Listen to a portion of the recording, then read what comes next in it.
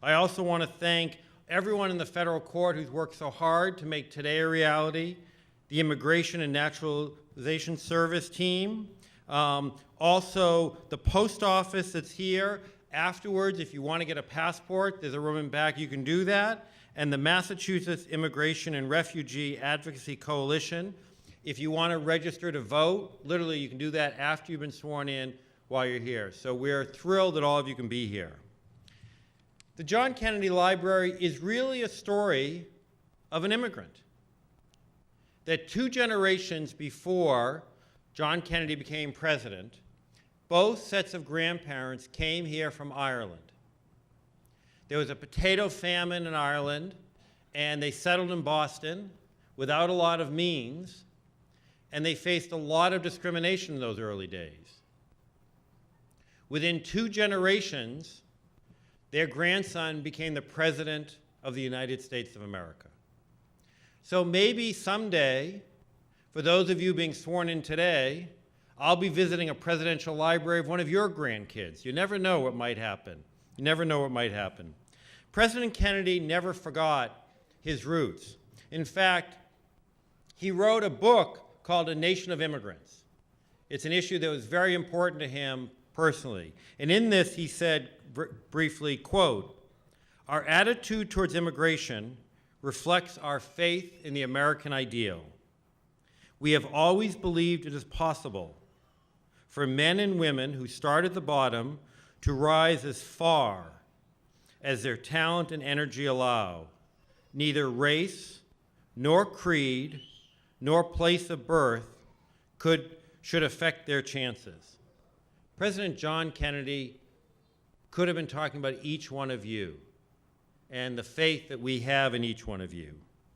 He also, during his inauguration address, and you have this on your seat, one of the phrases that he said then is he said very famously, "Ask not what your country can do for you, but ask what you can do for your country." Our country needs your help. We need your wisdom. We need your hard work. We're thrilled that you are part of this team, and we fundamentally believe that together, working together, we can make the country better, our country, your country, better going forward. So we're so thrilled. Congratulations for all that you've done to be here and for what's about to happen in the coming minutes. Before we do that, I want to introduce a very special guest, our speaker, Mr. Mohamad Ali.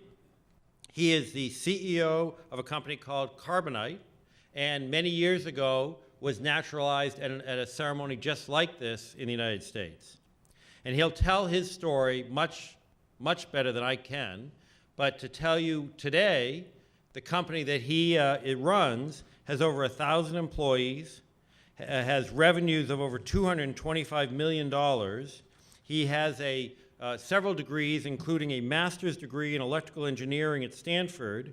He is here with several members of his family and has a powerful story. So please join me to welcome Mr. Mohamad Ali.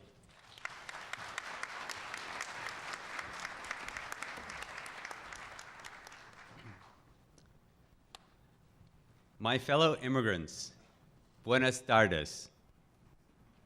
Does anyone here speak Spanish? Buenas tardes. Gracias. Masa al khair, and good afternoon. I am deeply moved by the opportunity to be here today to share this momentous occasion with you and to personally return to the ceremony that created more possibilities for me than I could have dreamt of. It was 1981, 36 years ago, when my mom and I arrived in America at the John F. Kennedy Airport in New York City. We had a total of $34 in our pockets, combined. After clearing customs, we approached a big and scary machine. We had never seen such a thing before and did not know how to use it. Later, we learned that that machine was called an escalator. At that moment, looking up from the bottom of the escalator, the idea that I would one day be CEO of a company and be selected to speak at this event was unfathomable. If you had told me that I would be standing here today, I would have thought you were mad. How could this be possible? This is possible because this is America. My brothers and sisters, my message to you today is simple. Despite the many challenges we face as a country today, the American dream is alive and real. You can be the hardworking American mechanic whom the community respects, like my father. You can be the CEO of a company, like me. Your daughter can be the governor of a state, like Nikki Haley in South Carolina.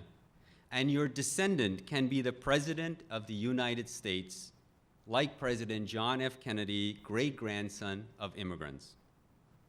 Your dreams and your dreams for your children, however modest or grand, can be real. I stand before you today as a real-life example, and I will share with you a bit of my story. Your story may be similar, or it may be different, but we have one thing in common. We have worked hard, very hard, to earn the right to be called Americans. And my friends, we will continue to have to work hard to protect that right. I was born in Guyana. I was born in 1970 under the rule of a dictator in the country of Guyana. In that very year of my birth, Guyana established relations with North Korea and the Soviet Union, declared the country as a cooperative republic, and banned imports into the country, including flour. I was sure it was to celebrate my birth. Our president started nationalizing industries, and by 1979, the private sector was reduced to only 10% of the economy. There was widespread shortage of food and fuel. The water supply stopped working where I lived, and the electricity was often out. My parents had both grown up in very poor families. My mother worked in the rice fields from the age of 12 and could not afford shoes. My father came from a large family of subsistence farmers. My mother worked hard and eventually became a teacher, and my father a police officer. A police officer did not make much money in Guyana, nor did a teacher, but we had a home made from wood instead of mud, and enough money to buy the basics. The problem was that there was little to buy, so the government told us to grow vegetables. Without running water, we walked long distances to fetch water from the village well or nearby streams for the vegetables. There was also a shortage of gas and kerosene for the stoves to cook food, so people built mud stoves and burned wood. In 1980, my parents decided this was no life for their 3 young children, then 3, 5, and 10 years old, and that my father would go in search of opportunities for his family and come back for us at some time. But he was scared to leave. How would we fend for ourselves? How would we procure the basics? My mother insisted that he go. She was, and still is, a small but determined woman, and she would protect her children by herself. The following 4 years were very difficult. Eventually, my father found his way to America. My mother and I came a year later, and 3 years later, my younger brother and sister arrived.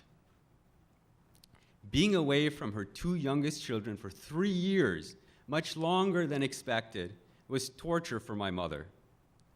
But at the end of these 4 years, we were all back together, living in near poverty in New York, but together and hopeful. In 1991, we became citizens in a ceremony like this one. I went on to get engineering degrees from Stanford University, worked at IBM and Hewlett-Packard, and today I am CEO of Carbonite. You, my brothers and sisters, who have seen this type of hardship, and in many cases, even worse hardship, know what a gem America is. You are the best of humanity, and we, the immigrants who came before you, whether last year or 100 years ago, are proud to count you as equal among us.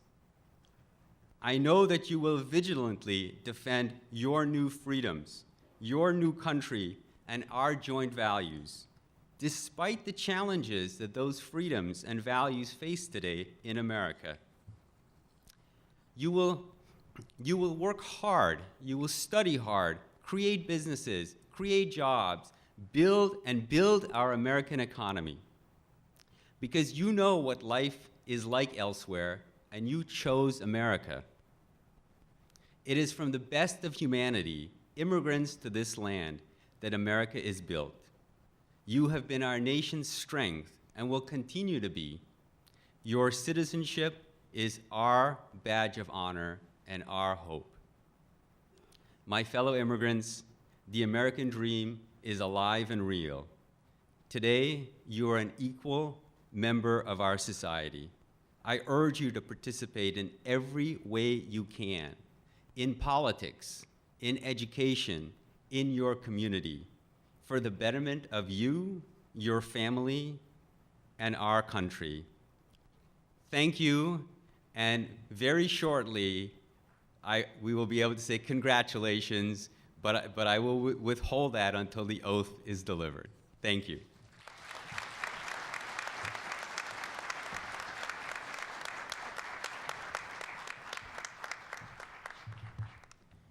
Mr. Ali, I thank you from the bottom of my heart. Let me add just two words here, two themes. First of all, I want to say to each one of you, and on behalf of all your fellow citizens, the warmest and most sincere welcome. This court session is very personal for me. My mother sat where you sit now and took this same oath. My daughter-in-law, and they let her sit up front, I had the privilege of presiding when she was naturalized. So this is a very special court session for me, and I hope for you. And second, I would just add the words, and Mr. Ali said it far better than I can. I want to thank you. I want to thank you for being here. I want to thank you for all the hard work and study and preparation that you put into becoming citizens of the United States of America. This country, more than a place, is an idea. It's a democratic republic, an idea of how people might live together in peace and harmony, how they might live together and together work out their destiny, respecting the rights of each individual. It has well and truly been said that we are, all of us, a nation of immigrants. By your presence here, you make our country more learned, more humane, more innovative, more loving, stronger than we ever would be without you. And most sincerely, I thank you for your presence here at this session of the court. Thank you.